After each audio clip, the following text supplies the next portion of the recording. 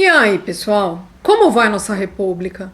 No vídeo de hoje a gente vai falar de um assunto bastante delicado, que é a recente conquista da criminalização da homofobia pelo STF. E também vamos comentar do pioneirismo do Império do Brasil na descriminalização da prática homossexual. Se você gostou desse tema e gosta do meu canal, já deixa o seu like, porque isso contribui com o meu trabalho e faz com que ele cresça. Foi no reinado de Dom Pedro I, em 1830, que o Brasil, nosso país, se tornou a primeira nação das Américas a descriminalizar a prática homossexual.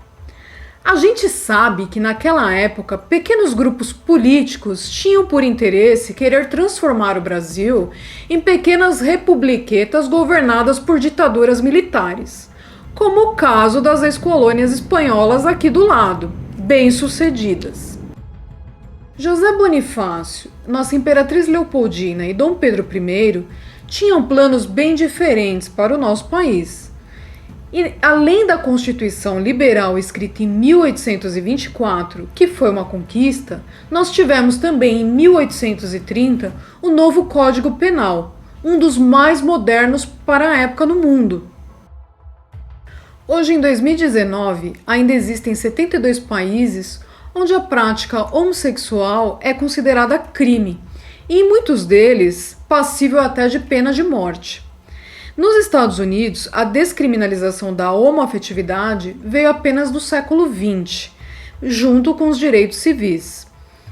Para ganhar a simpatia dos homossexuais, a Revolução Russa de 1917 adotou o tema Socialismo e Liberdade, abolindo a lei que proibia a homoafetividade, mas que o regime em que se consolidou uma das primeiras medidas foi considerar o homossexual um criminoso, associando a prática fascista, já que na Alemanha de Hitler, até 1934, os homossexuais ainda não eram perseguidos. Socialistas em geral tiveram por hábito usar a causa LGBT para os ajudar a chegar ao poder, com exceção de Cuba, que desde o início a prática foi condenada pelo ditador revolucionário Che Guevara.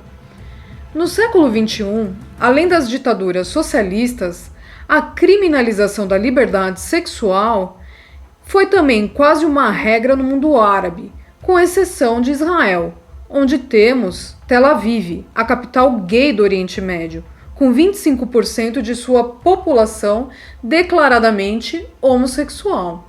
Voltando ao Código Penal de 1830, além da descriminalização da homoafetividade, o Império do Brasil criou um sistema mais humanizado para penalizar os criminosos: o sistema de encarceramento, porque até então, naquela época, quase toda a parte do mundo, as prisões eram apenas temporárias ou se dava como castigos, como açoitamento, mutilações, trabalhos forçados, penas de morte como enforcamento ou simplesmente a pessoa ser queimada viva em praça pública.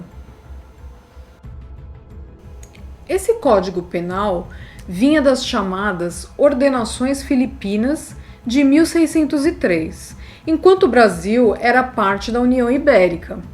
O Código de 1830, o Código Penal, tem muitas outras curiosidades, que eu deixarei como pauta para outros vídeos.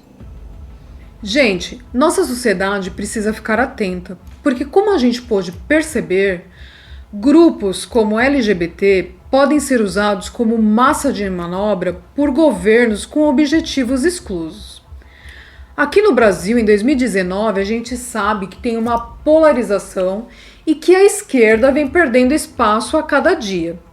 Uma medida dessa do STF em querer legislar em favor às pautas progressistas socialistas pode ser uma armadilha para os próprios homossexuais, que já sofrem preconceito e discriminação no nosso dia a dia, e que pode sofrer ainda mais caso essa lei seja aprovada no parlamento. Precisamos distinguir ideologia de gênero de questões de gênero. Por exemplo, alguns anos atrás eu tive a oportunidade de trabalhar com a Tammy Gretchen. Na época eu era adolescente, ela também, e eu me recordo que ela não gostava de usar maquiagem e nem de prender o cabelo. Depois de adulta, ela resolveu mudar de sexo. Recentemente no Brasil, nós tivemos esse acontecimento trágico que foi a morte do menino Juan, esquartejado pela mãe e também mutilado. De acordo com a mãe e a parceira dela, o menino queria virar menina. E a gente sabe que teve uma pessoa aqui no Brasil, um deputado, que é o Jean Willis, que quis aprovar essa lei pelo SUS, onde crianças pudessem escolher a sua sexualidade. E eu te pergunto, você como pai, levaria o seu filho, uma criança, para mutilar o órgão caso ele decidisse virar menina, assim como se corta um cabelo? Gente, nós precisamos refletir sobre essas questões. Eu espero que vocês tenham gostado desse vídeo. Deixa aqui nos comentários o que você achou e, se puder, curte e compartilha. A gente se vê na próxima. Beijão, tchau, tchau!